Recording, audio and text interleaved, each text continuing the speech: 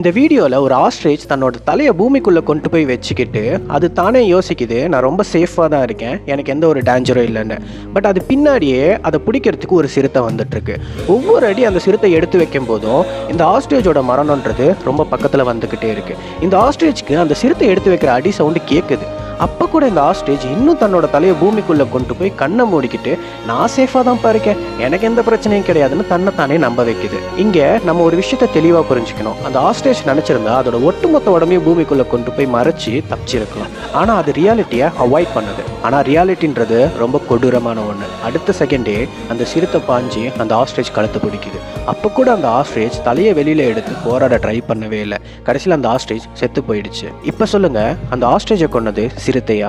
கிடையாது, அந்த ஆஸ்ட்ரேஜோட ஹேபிட் தான். இதை சைக்காலஜியில் ஆஸ்ட்ரேஜ் எஃபெக்ட் அப்படின்னு சொல்லுவாங்க. உங்களுக்கு ஒரு ப்ராப்ளம் இருக்குன்ட்டு அந்த ப்ராப்ளமை அவாய்ட் பண்ண ட்ரை பண்ணிங்கன்னா அந்த ப்ராப்ளம் சைலண்ட்டாக க்ரோ ஆகி உங்கள் முன்னாடி பிரம்மாண்டமாக வந்து நிற்கும். அந்த டைமில் அந்த ப்ராப்ளம் உங்களால் ஃபேஸ் ஆஃப் கூட பண்ண முடியாது.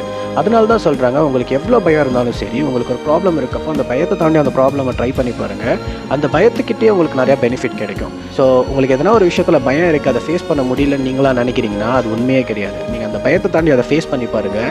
என்னடா இது இவ்வளோ தானா அப்படின்னு நீங்களே ஃபீல் பண்ண ஆரம்பிச்சிடுங்க. அதை விட்டுட்டு ரியாலிட்டி அவாய்ட் பண்ணாதீங்க. ரியாலிட்டி அவாய்ட் பண்ணால் அது உங்களுக்கு தான் பேக் ஃபயர் ஆகும். தேங்க்யூ.